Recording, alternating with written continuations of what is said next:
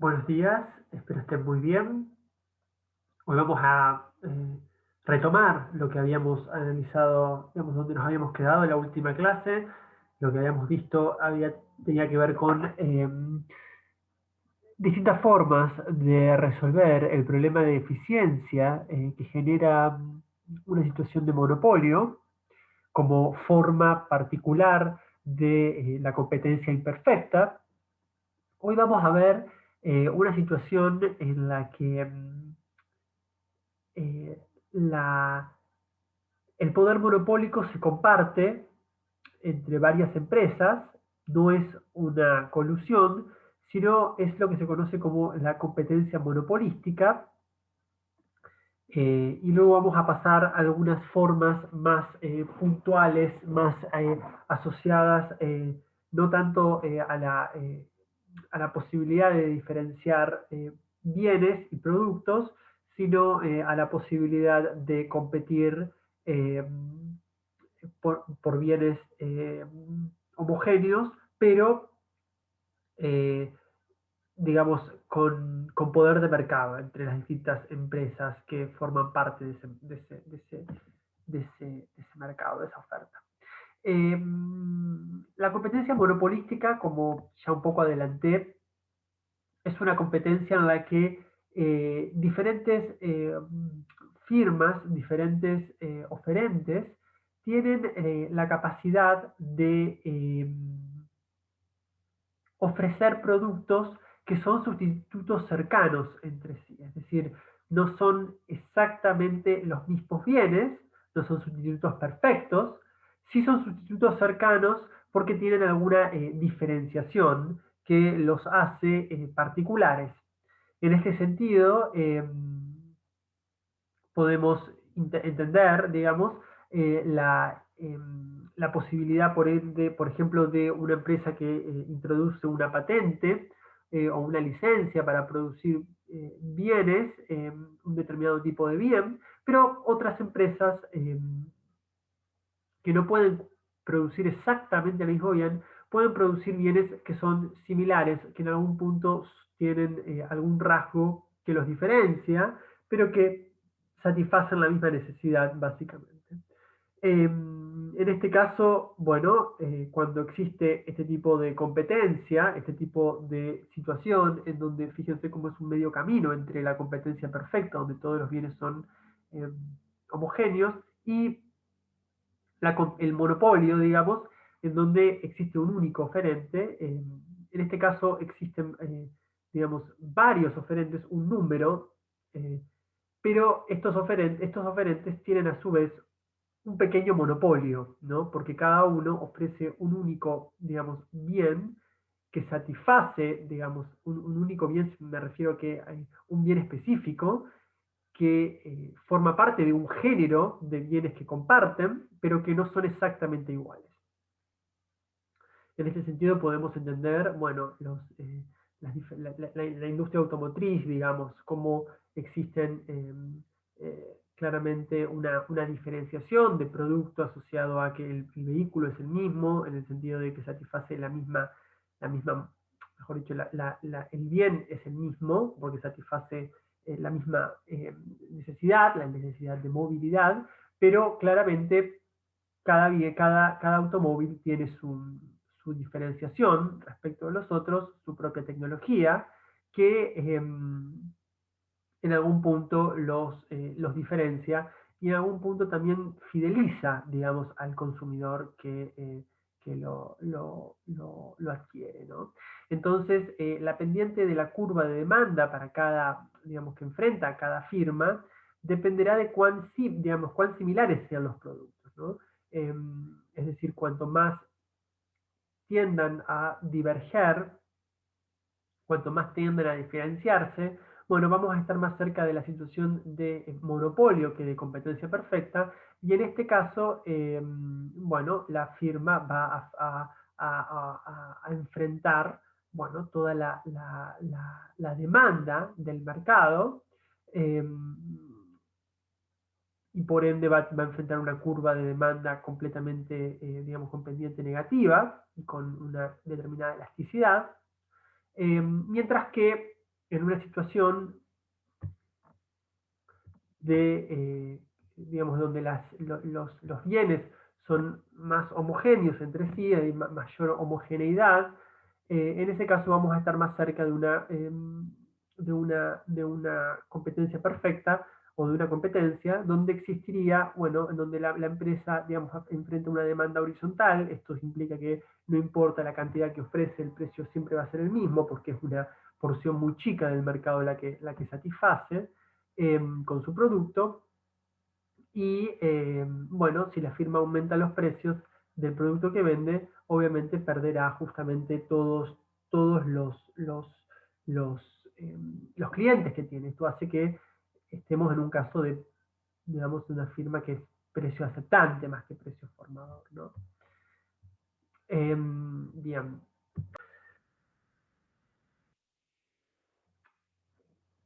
Bien, entonces, pensemos, digamos, a esta situación en donde, bueno, estamos en una empresa que tiene alguna especie de diferenciación y ha creado un poder de mercado. Y pensemos en que, digamos, obviamente en esta situación habrá una, un poder de mercado, digamos, un monopolio. eh,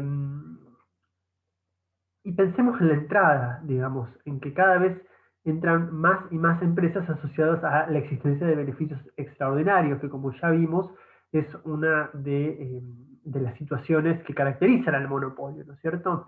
Entonces, en este caso, bueno, la demanda, digamos, que enfrenta esta empresa, en el caso de no existencia, digamos, de barreras a la entrada, genera que la curva de demanda, eh, digamos, de la empresa individual se desplace a la izquierda, es decir, ahora tiene una menor porción, digamos, de la demanda total, y a su vez, lo que sucede es que esa demanda se vuelve horizontal, se aplana, y por ende el poder de mercado de las firmas, digamos, de la firma, comienza a esmerilizarse, digamos, a debilitarse, ¿no? Entonces, si las firmas continúan entrando al mercado porque sigue habiendo, digamos, en algún punto beneficios extraordinarios, entonces bueno, las situaciones, digamos, que se sucederán eh, están relacionadas a tres escenarios.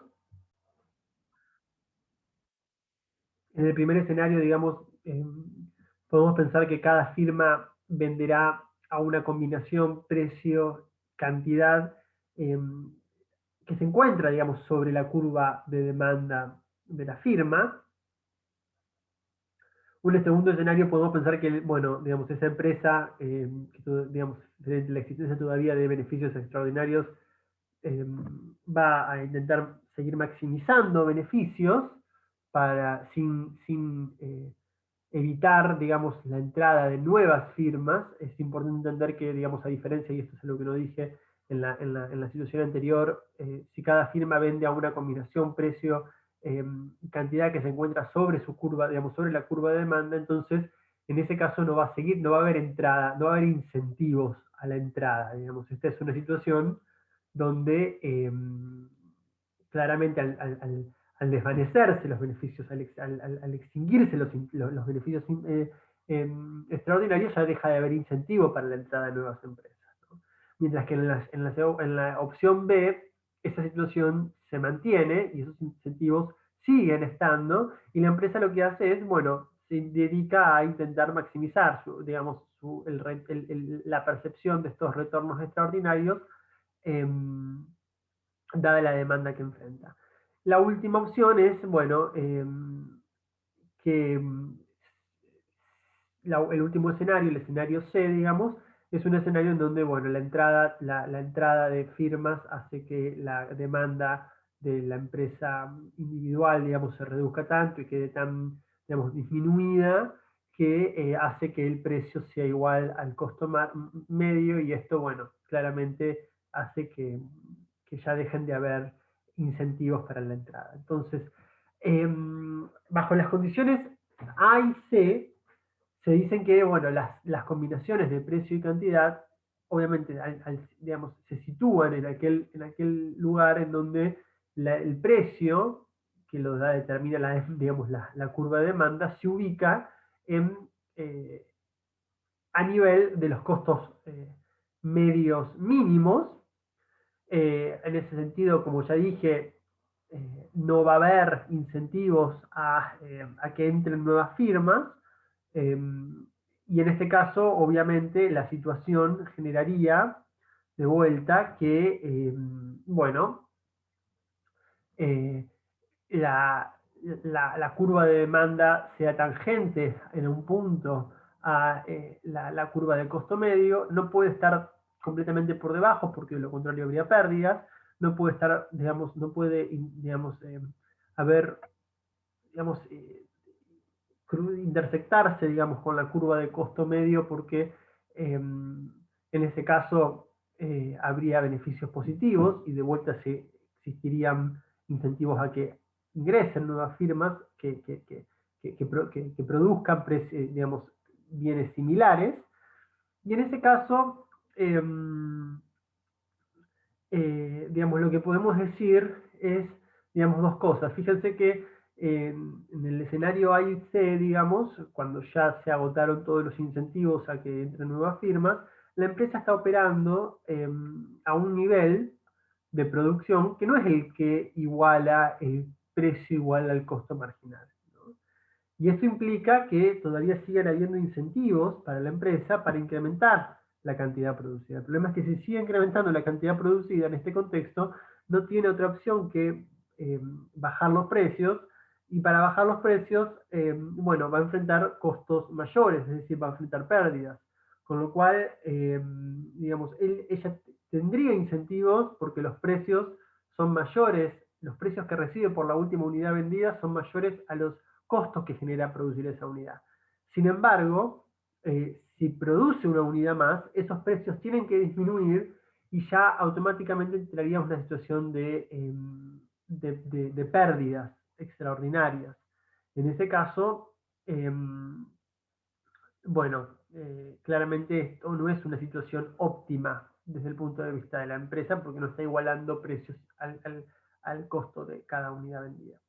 En general, obviamente, en esta situación, las firmas estarían operando en una situación, eh, digamos, que donde existe tangencia entre la curva de costos medios eh, y la curva de demanda de las empresas, y en este caso, obviamente, eh, se estarían ubicando en el tramo en donde hay una pendiente negativa, digamos, en la curva de costos medios, toda esta parte de la curva de costos medios mínimos.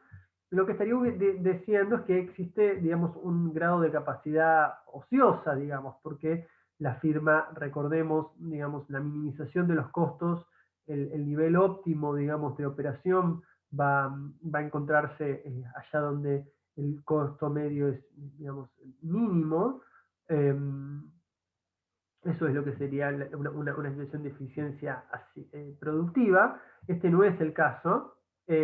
Existiría una capacidad ociosa, perdonen, y obviamente, bueno, solamente en el caso en el que hubiera menos firmas y por ende la curva de demanda sería menos, digamos, sería, eh, estuviese menos trasladada hacia la izquierda, bueno, en ese caso quizás la curva de costo, digamos, el nivel de operación, el nivel de utilización de la capacidad productiva sería mayor, pero de vuelta existiría, eh, al haber menos firmas en el mercado, cada firma, recordemos, tiene digamos, ofrece una variedad de productos que se distingue, que ofrece singularidades respecto de los otros bienes, y en ese sentido, digamos, existiría un trade-off, si se quiere, una situación de conflicto entre, bueno, el grado de utilización, digamos,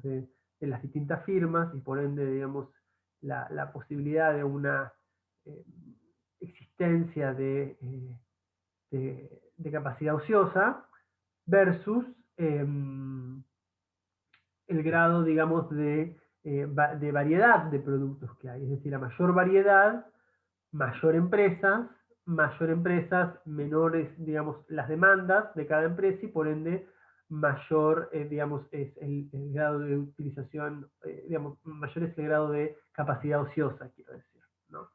Por el contrario, cuanto menos empresas hay, menos variedad de producto, mayor es la demanda de cada empresa y por ende la empresa puede estar produciendo a un mayor nivel de, digamos, en un nivel de utilización de la capacidad mayor. Lo que vamos a analizar ahora, en el resto de la clase, tiene que ver con la existencia, digamos, con una forma particular eh, de, eh, de competencia, que es la que se conoce como el oligopolio, ¿no? Oligo, digamos, hace referencia a la existencia de unos pocos, polio ya sabemos que hace referencia a mercado, esto sería el mercado de unos pocos, y en ese sentido, digamos, podemos decir que es la forma de mercado, la estructura de mercado más representativa de la realidad, eh, digamos, la existencia de un monopolio eh, como el que estuvimos analizando es, digamos, es más bien un tipo ideal, es algo que eh, no se refleja, no sucede, digamos, en la generalidad de los casos de una forma tan concreta y pura, digamos, como lo analizamos. Tampoco la competencia entendida como la existencia de infinitas empresas y infinitos oferentes, infinitos demandantes. Lo que va a existir es una situación intermedia. Eh, bueno, y en este caso, digamos, al tomar sus decisiones, la empresa sabe que influirán en los precios y en las decisiones, obviamente, de sus rivales. Es decir, acá se introduce lo que es el comportamiento estratégico. Las empresas saben, no solo ahora que van a tener que ofrecer un costo, digamos que cada vez que disminuyan los precios, van a ofrecer, para vender una unidad adicional, van a tener que disminuir el precio de todas las otras unidades que vendían, sino que además es muy probable que sus competidoras también hagan lo mismo. Entonces, acá la situación de el problema del productor ya sea, digamos, en la fijación de precios, ya sea en la fijación de cantidades, va a tener que incorporar algún tipo de hipótesis o conjetura acerca del comportamiento de las rivales cada vez que cambie, digamos, cada vez que estemos pensando en variar los precios o variar las cantidades producidas, es decir, variar las variables de decisión. Eh, y en ese sentido, uno puede pensar en dos estructuras de mercados, nosotros la vamos a ver ambas, una en donde, bueno, esa decisión acerca de eh,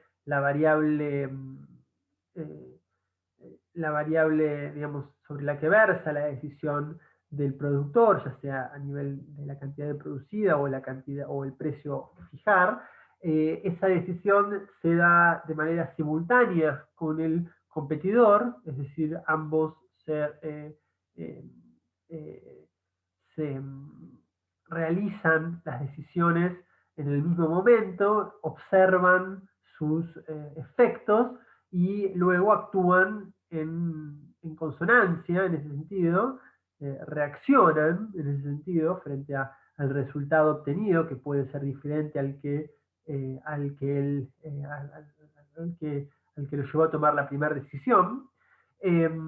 Otra estructura digamos, conjetural es la de la determinación secuencial, en donde, bueno, esa decisión por parte de los productores no sucede de manera sincrónica, sincronizada, sino que sucede de forma, digamos, secuencial, en el sentido de que hay un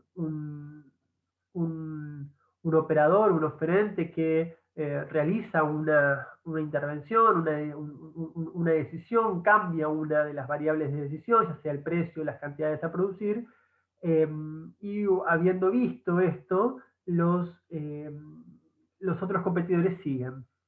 Eh, Esto es un poco lo que vamos a analizar.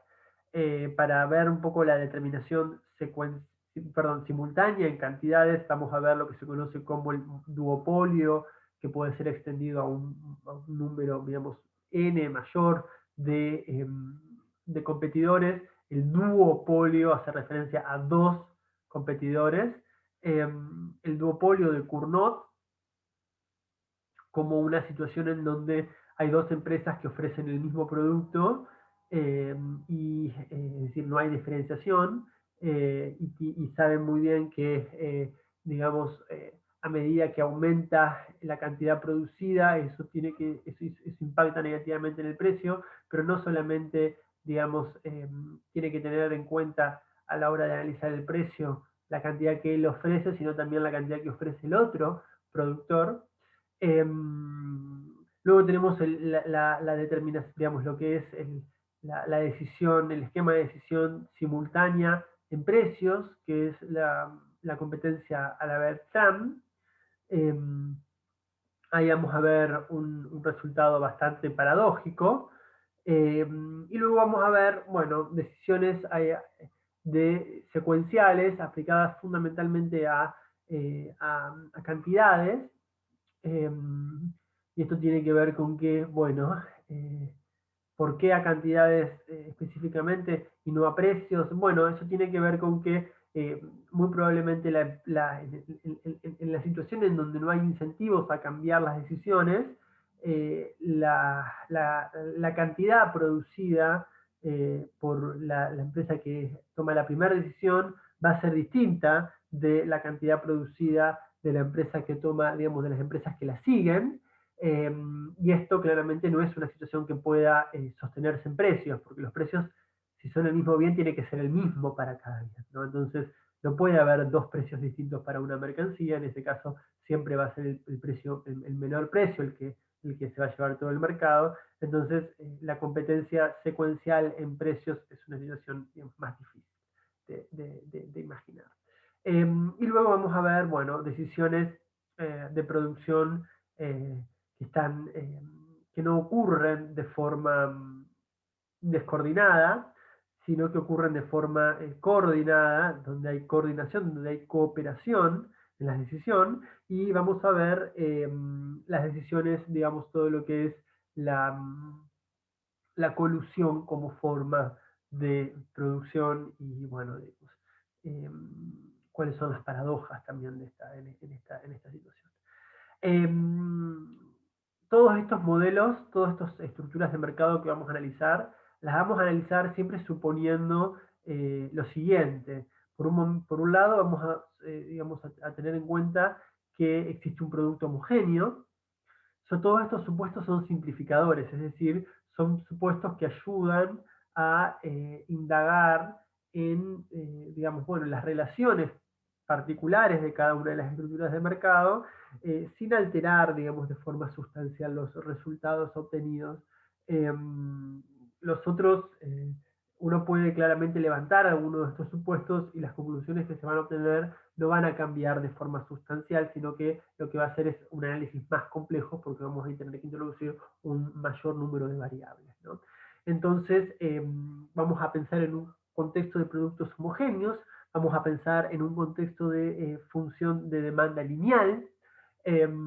Por otro lado, vamos a pensar que existen dos empresas que tienen la misma estructura de costos. Este es un supuesto también muy común, un supuesto muy simplificador.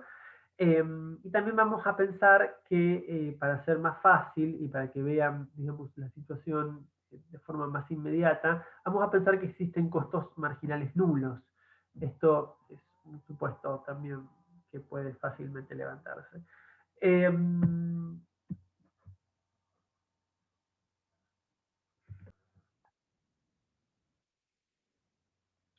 Entonces, como dije, vamos a pensar en una situación en la que existen dos oferentes y el problema, digamos, de la firma uno es decidir, digamos, qué eh, cantidad de I producir, dada la conjetura, digamos, la hipótesis que se hace sobre lo que va a producir en ese mismo periodo la empresa, la segunda empresa, ¿no? Entonces, fíjense, el problema de la empresa 1 puede, eh, en términos analíticos, presentarse de la siguiente forma, digamos, una situación en donde, bueno, lo que se hace es, se va a minimizar, perdón, a maximizar el ingreso total, esto es nada más ni nada menos, ustedes ya lo saben, como el ingreso total, esto es precio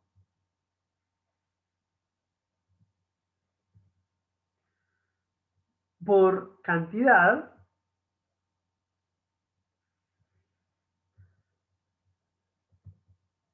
Ahora, fíjense, y acá está lo importante, que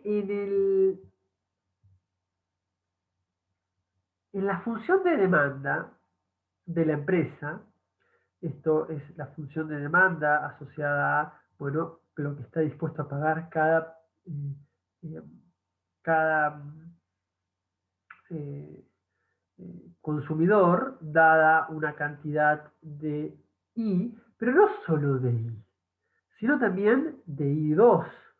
Y el problema está en que esa I2 no es la I2 efectiva, digamos, no es una I2 que va a ocurrir, digamos, que necesariamente va a ocurrir, sino que es una aproximación, una conjetura, una hipótesis aproximativa de lo que va a ser la empresa 2.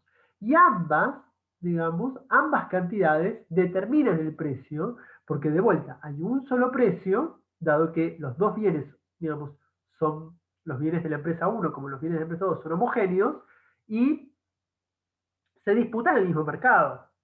Entonces, acá ustedes piensen de vuelta a la situación, es decir, vacunas, dos vacunas, digamos, de dos laboratorios diferentes. En ese sentido, cuanto más produzca la otra, menos demanda insatisfecha le queda a la restante, ¿no es cierto? Entonces, pero a su vez, el problema está en que puede producir mucho y al producir mucho, dado que no controla la otra cantidad producida, eso puede afectar a los precios y puede ser que los precios caigan mucho. Entonces, este es el problema de la empresa, digamos. La empresa ahora cada vez, como dije, cada vez que quiere aumentar, digamos, su demanda y su ingreso vendiendo una cantidad mayor, digamos, una cantidad adicional, tiene que bajar el precio de esa unidad.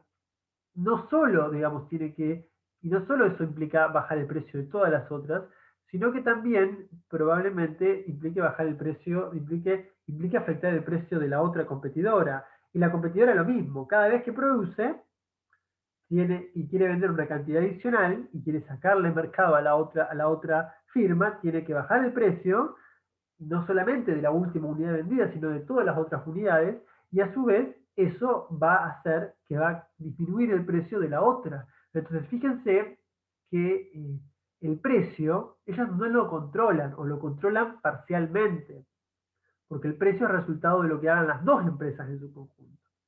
Entonces, pero la empresa uno, digamos, va a decidir cuánto producir y en ese sentido va a indirectamente determinar el precio del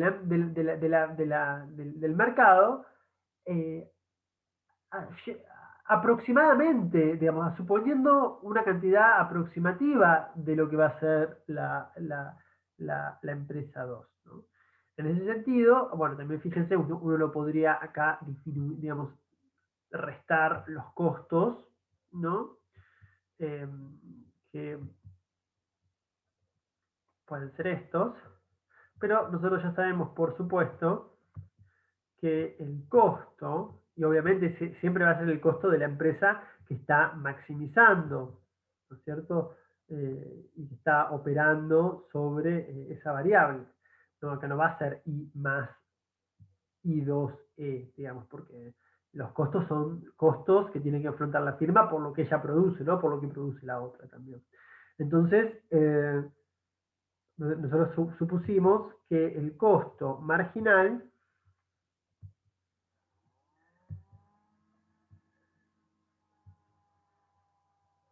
es igual a cero. Entonces, bueno, entonces esto no tiene mucha importancia, eh, digamos, incluirla o no incluirla en el, en el problema de maximización, porque solamente lo que vamos a hacer es que los ingresos marginales van a ser iguales a los costos marginales, que ahora van a ser iguales a cero. Entonces los ingresos marginales tienen que ser iguales a cero. Entonces hacemos la derivada de esto, también sabemos la forma de la curva de demanda, la reemplazamos, y ahora hacemos la derivada de esto. Noten que esto puede escribirse de la siguiente forma. A y 1 menos B y 1 a la 2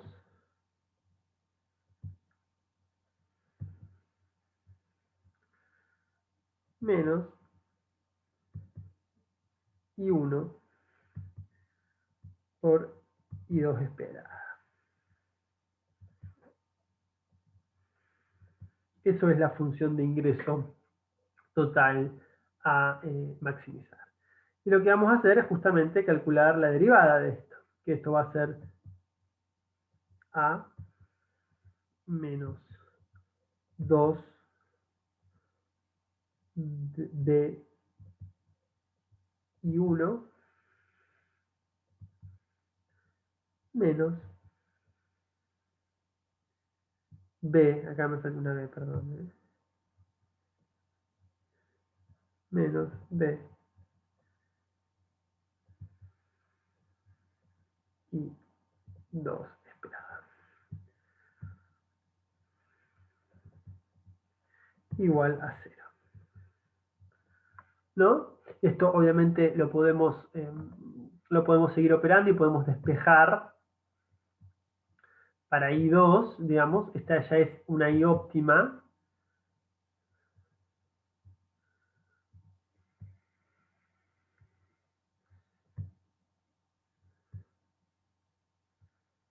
Fíjense que en el siguiente, lo que hacemos es despejar. Eso dice claramente, podemos ver acá.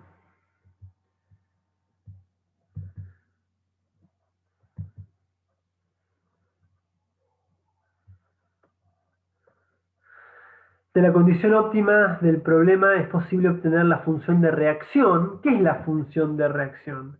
Bueno, la función de reacción de la empresa 1 es cuánto le conviene a la empresa 1 producir, es decir, cuánto le conviene a la empresa 1 producir para maximizar su ingreso total, teniendo para cada nivel conjeturado, para cada nivel aproximado de la producción de la empresa 2, ¿no? Y como ustedes recordarán, habíamos dicho que esto nos queda en A menos 2B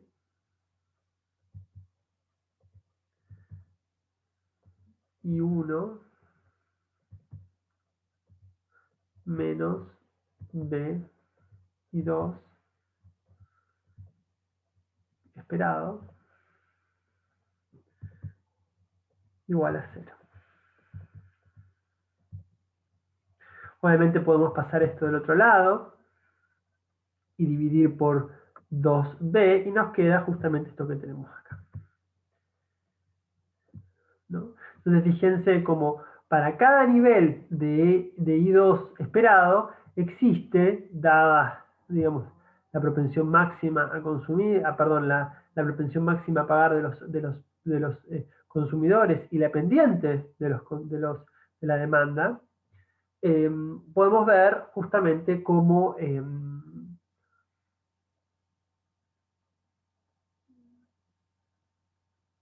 claro. Podemos ver cómo se obtiene una función en donde le va a decir a la empresa, bueno, cuánto le conviene producir dada la cantidad producida de la otra, o digamos, dada la cantidad producida de la otra estimada por la empresa 1. Entonces, como I2 compiten por el mismo mercado, cuanto mayor es la conjetura de 2 sobre la producción de I, menor va a ser lo que va a producir ella. ¿Por qué? Y porque si produce más, todavía el precio va a caer mucho y su ingreso va a disminuir. Entonces, la idea es, bueno, si la otra empresa produce mucho, yo produzco poco para que el precio no caiga tanto y yo pueda obtener un ingreso mayor. Lo mismo, si la otra empresa produce poco, el precio va a ser un poco más alto, entonces yo voy a poder vender, digamos, entonces yo para sacar mayor ventaja voy a poder vender más, digamos, no voy a vender más, quiero decir. Si la otra produce poco, entonces el precio va a ser bajo, perdón, va a ser alto en el mercado porque hay escasez de ese bien, entonces yo produzco más para poder, bueno, obtener un rédito mayor por ese precio más alto, ¿no? Eh, entonces, la empresa 2, digamos, lo interesante de esto es que el mismo problema de maximización se da para la empresa 2. La empresa 2, digamos, ustedes pueden hacerlo, va a tener el problema de maximizar con la variable de decisión X2, perdón, Y2, el beneficio de la empresa 2, que no va a ser otro que justamente el precio como función, digamos, de I2 más una cantidad estimada de lo que va a ser I1, la empresa 1, perdón,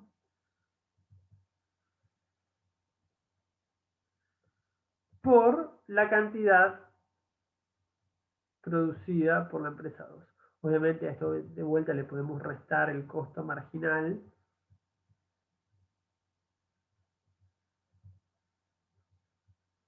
perdón, el costo total, que sabemos que como el costo marginal va a ser igual a cero, entonces no es necesario ni ponerlo. Lógicamente uno lo que puede hacer, uno puede hacer el mismo procedimiento que hicimos nosotros y va a obtener exactamente la misma función de reacción para la empresa 2, que ahora nos dice cuánto le conviene a la empresa 2 producir, es decir, cuánto la empresa 2 tiene que producir para maximizar su beneficio, dadas las cantidades estimadas que produce la empresa 1, ¿no?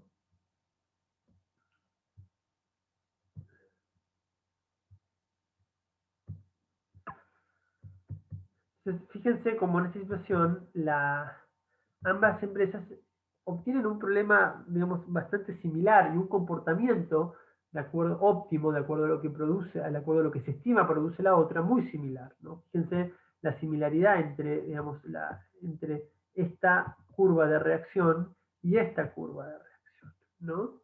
Esta curva de reacción nos dice cuánto es la cantidad que tiene que producir uno para maximizar su beneficio total, dada las cantidades que produce, digamos, X2, mientras que la segunda función de reacción nos dice cuánto tiene que producir X2 para maximizar su beneficio, dada las cantidades estimadas que produce X y la empresa 1. Entonces, dicho esto, viendo la similitud, lo que podemos hacer entonces es, bueno, eh, perdón, volví atrás. Entonces, tenemos esa función de reacción, tenemos la segunda función de reacción, buscamos un equilibrio, un par de cantidades efectivamente producidas, que no genere incentivo a desviarse, es decir, que, bueno, digamos, lo que, lo que se estima que produce X2 es efectivamente lo que produce X2, y eso hace que no tenga incentivos a cambiar sus cantidades producidas, X, Y1, la empresa 1, y lo que se estima, lo que X2, lo que la empresa 2 estima que produce la empresa 1, es efectivamente lo que produce, y eso no genera incentivos a cambiar las cantidades producidas por Y2. Y así, digamos, lo que tenemos es una situación en donde, de vuelta, igualamos lo estimado a lo efectivamente producido,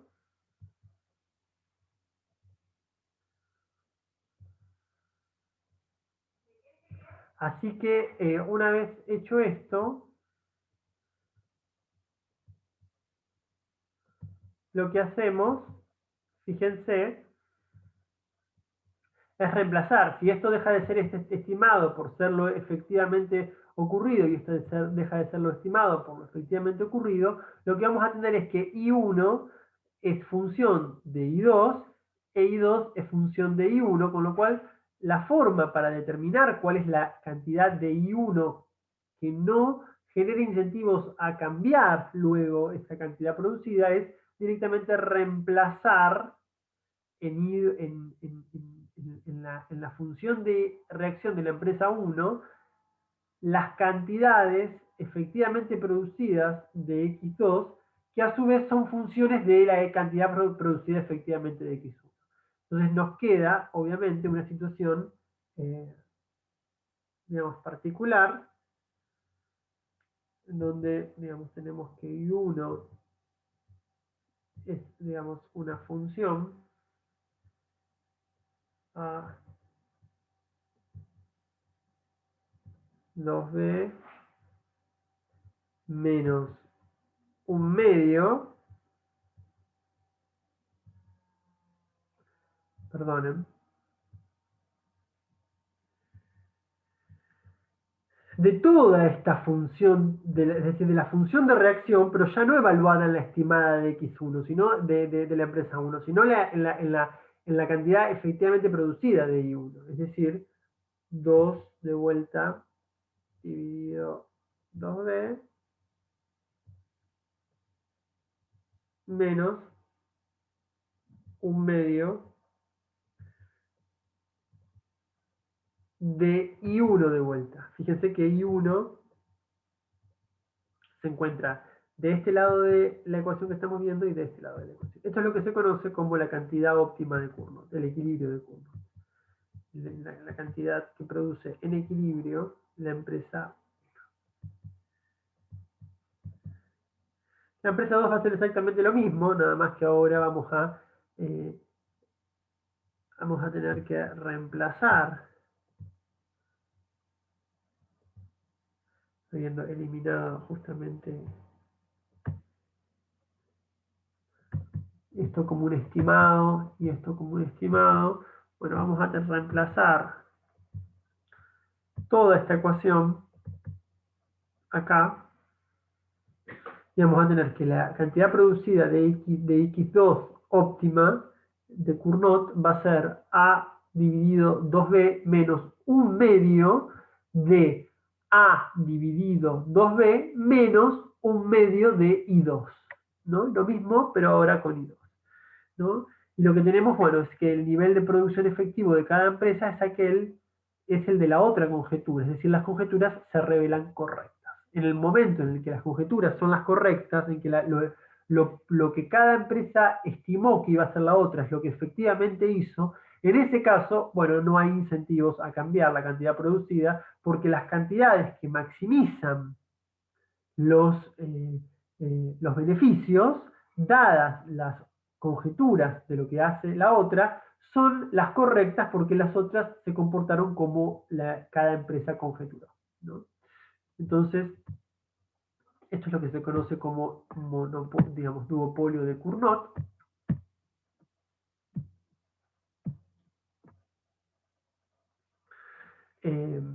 Lo que dijimos para cada, digamos, uno tiene que reemplazar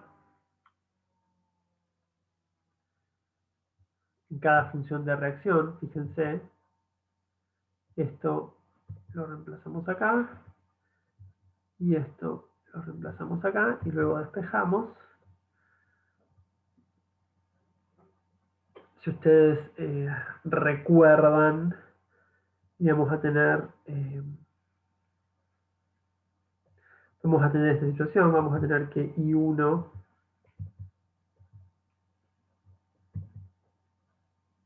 lo voy a poner así, vamos a poner en genérico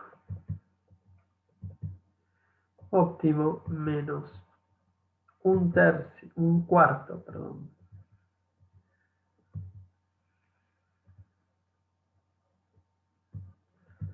de I óptimo va a ser igual a A dividido 2B menos A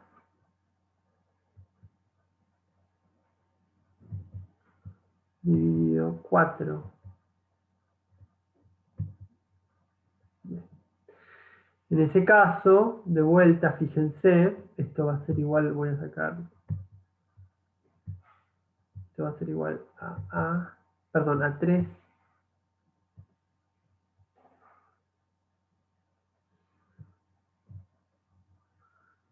perdonen,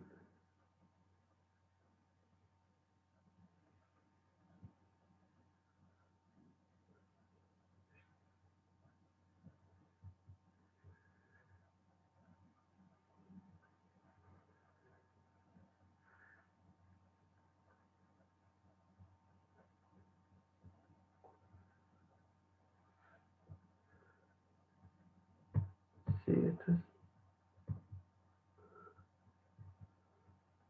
bueno, a ver, espera un minuto, porque no me estaría dando, creo que hay un error acá. No, no hay ningún error, estaba perfecto lo que estoy haciendo. Entonces esto es 4B, y fíjense que de este lado nos queda 3 cuartos de I, voy a poner I óptimo igual a A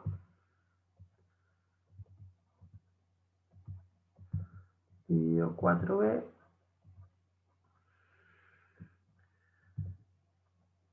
Y lo que nos va a quedar es que tanto I1 óptimo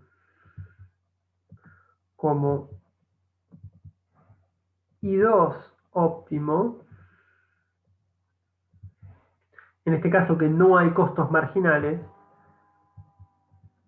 esto va a ser igual, si el 3 cuartos pasa dividiendo, es como multiplicar esto por 4 tercios, ¿no? Y si multiplicamos esto por 4 tercios, nos queda A dividido 4B por 4 tercios, 4 dividido 4 es 1, y nos queda entonces A dividido 3. Esta es la solución de Cournot. Las empresas producen individualmente A dividido 3B, ¿no? Obviamente podemos determinar ahora el precio de las empresas, perdón, el precio a la que venden esas cantidades. Si ambas empresas producen eso, entonces es como sumar 2 veces esa cantidad producida. Recordemos que la función de curva, digamos, la curva de demanda es el precio de la cantidad, digamos, como función de la cantidad 1, como función de la cantidad 2, el precio efectivo, y sabemos que eso va a ser igual a A menos B por I1 óptimo más I2 óptimo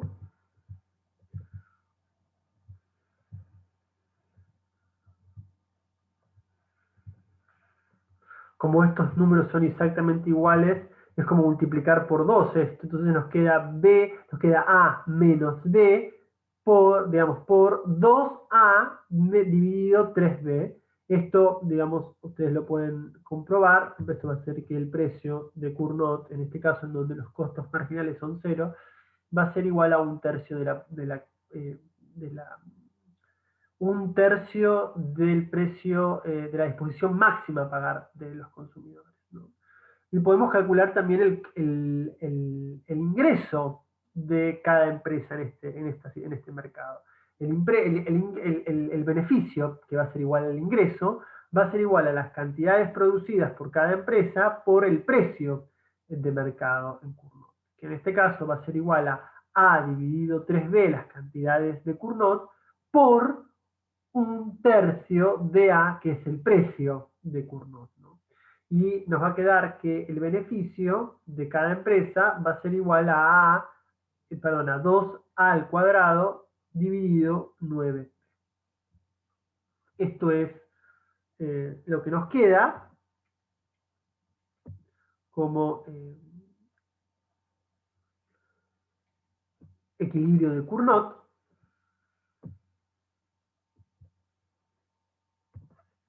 cuando, como ya dijimos, los costos marginales son 0, ¿no? Uno puede analizar esto de la siguiente forma. En este gráfico, uno lo que está representando es la curva de reacción de la empresa 1 y la curva de reacción de la empresa 2, teniendo, digamos, en un plano que, digamos, de X1 y X2, digamos, ¿no?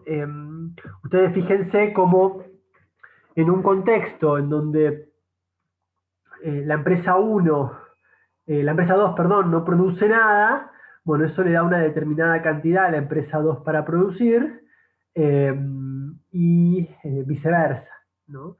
Entonces, fíjense en esta situación en donde la empresa 1, digamos, produce eh, una cantidad como esta, digamos, una cantidad, le vamos a colocar y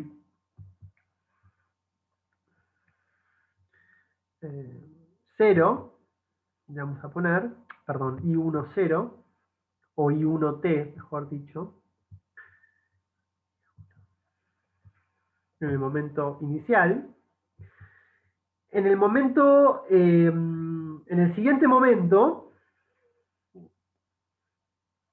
bueno, esta cantidad, digamos, de producto I1T, si, si la empresa 1, mejor dicho, si la empresa 2 espera que la empresa 1 produzca esa cantidad en el momento T, entonces la empresa 2 lo que le conviene es producir esta cantidad, ¿no? Y la configuración sería esta. Ahora, ¿por qué no va a ser esta? Digamos? ¿Por qué no va a ocurrir que la empresa 1, digamos, la empresa 1 produzca I1T y la empresa 2 produzca I2? Bueno, porque fíjense que, primero, la función de reacción de la empresa 1, digamos, lo que dice la empresa 1, mejor dicho, la función que dice cuánto tiene que producir la empresa 1, dada la cantidad producida de la empresa 2, en ningún momento, digamos, esta cantidad I1T está digamos, está representada en esta curva de reacción de la empresa. Fíjense que lo máximo, de hecho, la, la intersección en el caso, digamos, de que la empresa 1, la empresa 2 no produzca nada, es esta cantidad que es mucho menor que esa cantidad que la empresa 2 espera. Esto es en realidad un esperado, ¿no? Entonces, esa cantidad I1T nunca va a ser producida por la empresa 1, ¿no? Porque no, esa cantidad I1T no se encuentra, digamos, dentro de las cantidades que la función de reacción le determina producir, ¿no? Entonces, frente a esa cantidad que produce la empresa 2, la función de reacción de la empresa 1 le dice cuánto tiene que producir. Y fíjense que en ese sentido le determina que el nivel óptimo de producción para maximizar su beneficio, dado que la empresa 2 produjo I1-2, I2T, perdón, es I1T más 1. No es esa cantidad I1T esperado. Entonces, la empresa 2, la empresa 1, va a producir esta configuración. Va a producir esta cantidad, la cantidad que efectivamente se va a llevar al mercado es la cantidad I12, perdón, I2T, I1T más 1. Ahora bien, en ese momento, digamos, cuando la empresa 2 se da cuenta que no está operando a este nivel, sino que está operando a este nivel, digamos, esta configuración, la empresa 2 se da cuenta que sus expectativas fueron erradas y que la empresa I1 no produjo I1T, sino que produjo I1T más 1. Entonces, automáticamente se determina en su función de reacción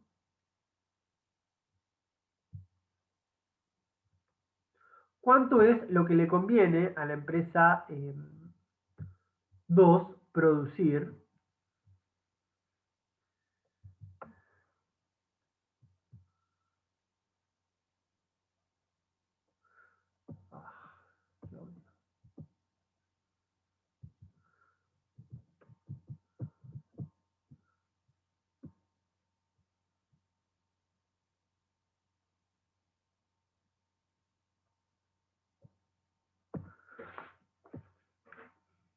y fíjense que lo que le conviene producir a la empresa 2, dado que la empresa 1 produjo I1T más 1, es una cantidad mayor que la que originariamente produjo bajo expectativas erróneas, y es esta cantidad I1, todo lo que sea I2 le voy a poner el color azul o celeste. Es esta cantidad, ¿no? I1T más 2. Entonces, ahora la configuración que se termina dando, fíjense cómo se van disputando sobre qué configuración, digamos, sobre qué curva se encuentran las distintas configuraciones. Primero estaba la configuración I1T, I2T, esa configuración fue errónea porque la empresa 1 no produjo I1T, sino que produjo I1T más 1. Entonces la empresa 1 le sacó, digamos, determinó una configuración distinta que se encontraba sobre su función de reacción y no sobre la función de reacción de la otra empresa. Y en el siguiente momento, la empresa 2 se da cuenta que no está operando sobre su reacción, sobre su función de reacción, y cambia y adapta la cantidad producida para operar sobre su función de reacción. Y en ese sentido, de vuelta, la empresa 1 se da cuenta que no está produciendo la empresa 2 I12, que es I2T, que era la cantidad que le convenía, digamos, que determinaba la cantidad que le convenía producir I1T más 1, sino que está produciendo I2T más 2, con lo cual ahora va a buscar dentro de su función de reacción cuánto es la cantidad que le conviene producir a ella, dado que se produjo esa cantidad. Y así determina que en realidad le conviene producir una cantidad menor. Fíjense cómo cada vez que, digamos, pasamos de una cantidad muy grande de I1 y la empresa 1 se está moviendo para, digamos, para arriba, perdón, para disminuir las cantidades producidas, mientras que la empresa 2 se está moviendo justamente, está aumentando las cantidades producidas, ¿no? La empresa 1 partió de una, digamos, se partió de una cantidad producida muy grande y eso hizo que la empresa 2 produzca una cantidad muy pequeña, y frente a esto la empresa 1 comienza a reaccionar disminuyendo las cantidades para que el precio comience a aumentar y mejorar su ingreso total. Mientras que la empresa 2 lo que está haciendo, está aumentando, está maximizando su ingreso, aumentando más las cantidades que preocupándose, digamos, si se quieren, sobre los precios. Y en ese sentido está intentando sacar provecho de que la empresa 1 está disminuyendo sus cantidades y esto le permite aumentar su participación en el mercado. Entonces ahora la empresa 2 lo que va a ver es que la empresa 1 va a ver que la empresa 2 no produjo I2T, sino que produjo I2T más 2, que es esa configuración que vimos antes, y para esa cantidad I2T más 2, la empresa 1 le conviene producir esta cantidad, I1T más 3, de vuelta esta cantidad. De vuelta, en el siguiente periodo, la empresa 2 va a ver que se produjo una cantidad distinta a la que él esperaba un I1T más 1, y ahora se da cuenta que la empresa 1 produjo I1T más 3, entonces va a cambiar de vuelta hasta que encontremos un nivel, digamos, de equilibrio, donde ambas empresas estén todo el tiempo en su función de reacción. ¿Por qué? Porque ambas están operando a la cantidad que la otra espera que opere. Espero que se haya entendido esto, si no me pueden hacer todas las preguntas que quieran.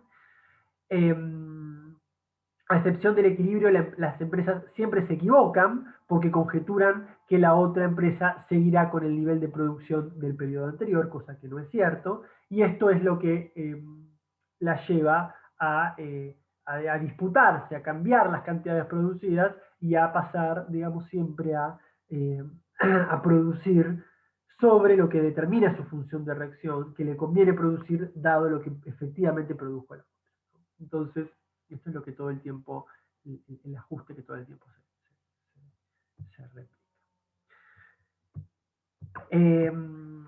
Por último, la competencia de la Cournot puede extenderse a un número grande, digamos,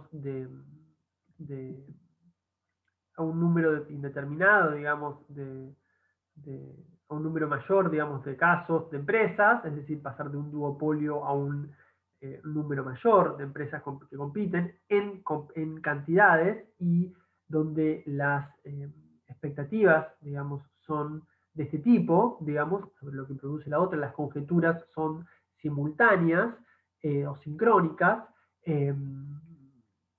y uno, digamos, ustedes pueden comprobar, digamos, las condiciones de primer orden. Nosotros acá tenemos la cantidad infinita, si hay n bienes, n firmas, vamos a tener que justamente la condición, digamos, de ingreso marginal igual al costo marginal va a estar dado justamente por esta primera condición, en donde cada uno de los precios tienen la suma de los n bienes, las cantidades producidas de las n firmas, ¿no? Y estamos en y ustedes fíjense lo parecido que es con oligopolio, perdón, con monopolio, nada más que con monopolio I grande e I minúscula son exactamente lo mismo. Ahora acá no es así porque cada empresa va a maximizar sus ingresos de acuerdo a lo que de acuerdo a lo que vende esa empresa, ¿no? Y que no son lo que vende la empresa no son las cantidades totales de mercado, sino que vende una parte de las cantidades de mercado, pero una parte significativa porque esa parte tiene una influencia sobre los precios, ¿no?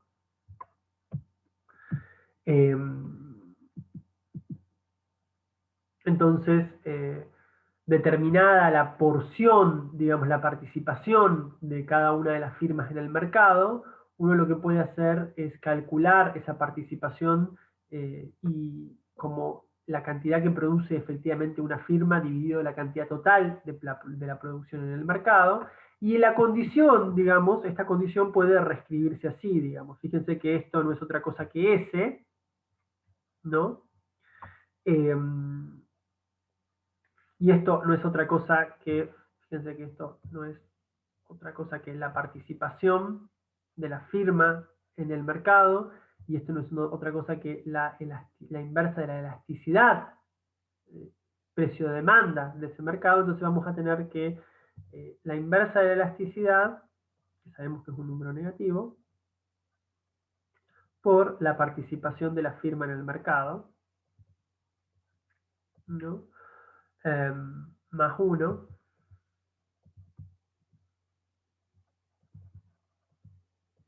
todo eso multiplicado por los precios, eso es el ingreso marginal, ¿cierto?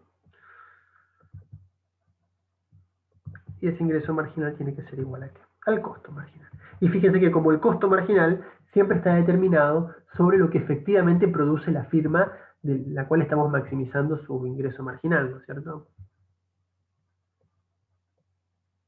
Ese costo marginal es una función de lo que efectivamente produce la firma, ¿no?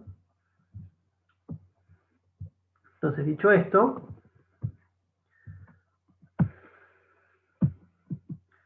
disculpen, lo que tenemos es que si la participación del mercado es muy pequeña, ¿no? Fíjense si esto tiende a 0, entonces todo esto tiende a 0 y tenemos lo que teníamos antes, ¿no? Si la participación del mercado es muy pequeña, de la firma es muy pequeña, entonces estamos hablando de un caso en donde la firma es una dentro de un universo muy grande de firmas, ¿no? Y en ese caso estamos muy cerca de la competencia perfecta, de vuelta, y tenemos que 1 menos 0 dividido la elasticidad es 1 menos 0, 1 menos 0 es 1, y nos queda que el precio es igual al costo marginal. Y esa es la situación de ¿qué? De competencia perfecta. Mientras que si la empresa tiene toda la participación del mercado, es decir, la empresa no solo determina la cantidad producida por sí misma, sino que también determina la cantidad producida en todo el mercado, entonces este coeficiente, como I minúscula es igual a I mayúscula, entonces lo que vamos a tener es que esto es igual a 1, y esto no es otra cosa que la condición de maximización del monopolio. Entonces estamos viendo cómo Cournot, dependiendo de la cantidad de empresas que se encuentran en el mercado, es un caso intermedio entre la competencia perfecta y el monopolio. Bueno, espero que me hagan preguntas. La próxima clase vamos a empezar luego con Bertrand. Y bueno, estoy pendiente de las consultas que me hagan y bueno, de la eventual, digamos, de las clases de consulta que estamos manteniendo. Espero que tengan una buena semana. Saludos, estudien.